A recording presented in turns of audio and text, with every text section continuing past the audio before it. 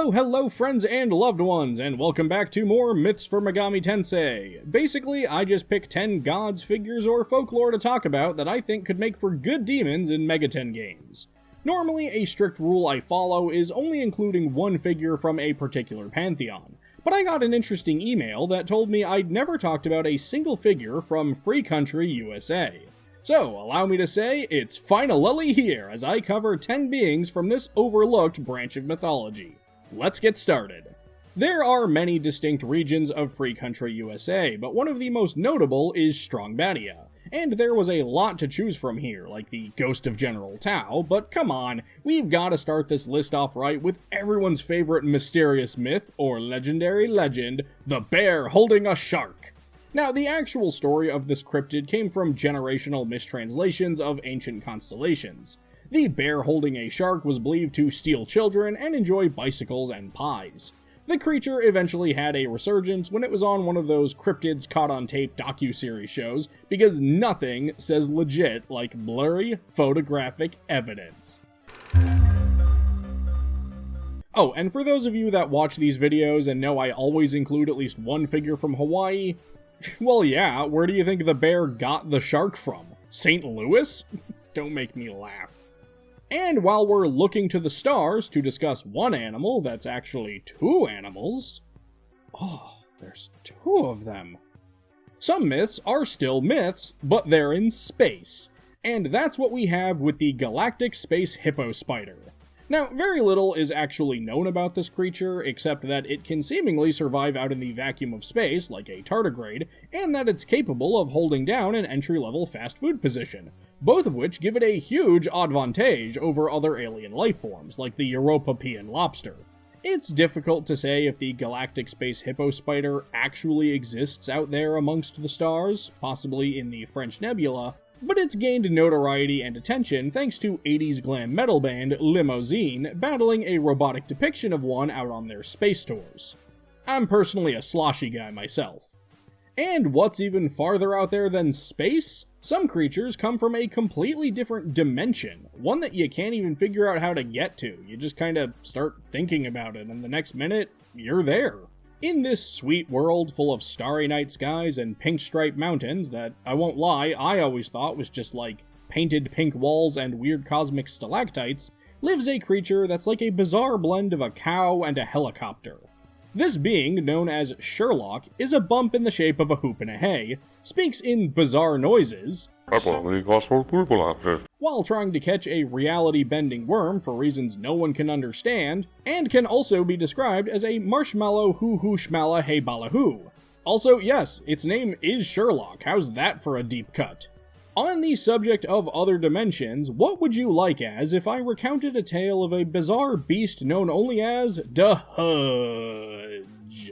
And yes, that is with 6 U's, and I will be able to tell if you pronounce it with only 5 U's. 8 U's is right out.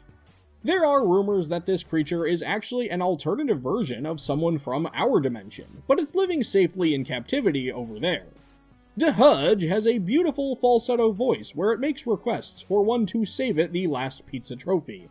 But you must never, ever give it one, because as the sign says, for the love of Pete, do not feed Huuuuudge. Fear of the unknown is one of the greatest inspirations for storytelling, and that's how I feel about the Rocoulm.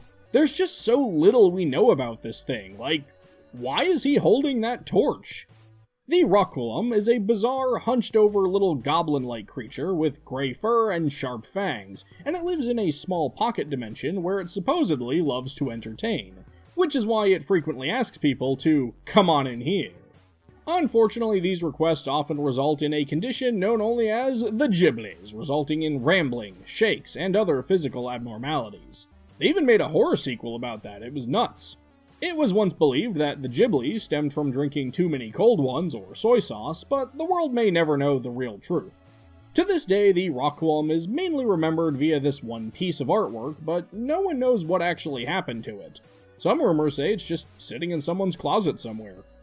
And on that subject, I love me a good horror icon, so naturally, I'm going to pick the best and greatest new face in horror as a Megami Tensei pick. Behold, Large Bean.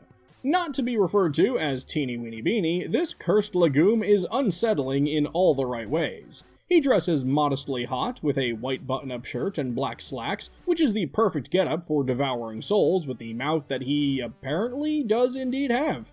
Also, just throwing this out there, Large Bean murdered a politician, so like, come on, I'm on Team Large Bean over here. So, pick up your Large Bean plushies at the gift shop in Des Moines or Wisconsin Dells, and let's ring in the Halloween season.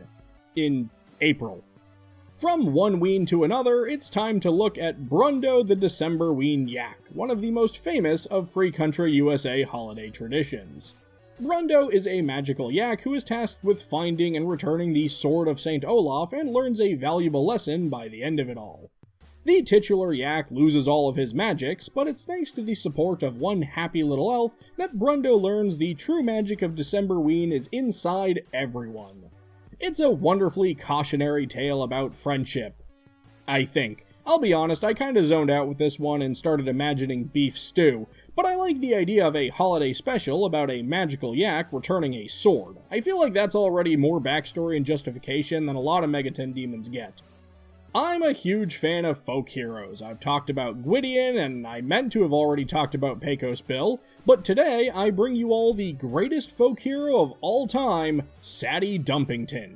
This man dedicated his life to trying to make people smile, but his delivery usually resulted in them winding up even more miserable than ever.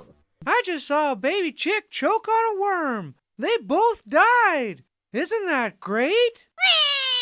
When he was banished from the town, all productivity collapsed because everyone was smiling all the time. So the townsfolk called him back, begging to be miserable and depressed again, just like on Twitter. But his earnest attempts at causing misery made everybody laugh so hard that they passed out for the rest of their lives. And that is why I'm never actually that funny or entertaining in these videos. Really, it's for your own safety. I want to make sure you all have a good time tonight. A real good time tonight. And another Free Country USA story that I think would make an awesome Megami Tensei demon is the Porridge Maiden. This classic fairy tale deserves to be put up there with the greats alongside story weavers like Chaucer or one of the Golden Age Simpsons writers. The story tells of a lonely Porridge Maiden who is visited by an ocelot who tells her she must find a husband by sunrise or doom will befall her. She proposes to all of the biggest single losers in her town, only to be rejected by every one of them. And as she watches the sunrise from a gorgeous clifftop view, death takes her, only for the two of them to fall in love, so death becomes her husband, and they eat the ocelot. I mean, I'm pretty sure that's how the story goes. It's really hard to tell. I think someone might have drawn in my copy or something, because I don't remember all the stuff about the Creepo Depot and recycled blogs. Did you all think you were getting through one of my videos in this series without me talking about a bird? Well, too bad, because my last pick is the Yello Dello. The Yello Dello is the most rare and beautiful bird in this entire YouTube video. It's a large, majestic yellow bird with feminine, human-like legs and some positively killer red pumps. The Yello Dello's voice sounds melodious, cleverly disguising its call as a man doing an impression of a New York accent. It's a solitary bird that lives high atop a mountain where it eats only the freshest clams. You know, those tasty cliff-dwelling clams. And speaking of food, this bird's meat may or may not be incredibly tasty. It's hunted down only by the bravest or most foolish of those that just don't understand the ladies. So there you have it, youtube.com, 10 figures from Free Country USA that I think would make for great demons in the Megami Tensei franchise. And I know some of you are sitting there thinking, what about Trogdor? You internet types ruined Trogdor. But if you have any non-Trogdor related suggestions for figures, creatures, or folklore that I may have missed out on from this particular pantheon, feel free to let me know in the comments below. Thanks for joining me today as the internet gets on the internet to make inside jokes about the internet, and for humoring this bizarre self-indulgent crossover of my love of folklore, Megami Tensei, and Homestar Runner. Not really sure what the Venn diagram is on something like this, but please leave now. Obvious exits are north, south, and Dennis.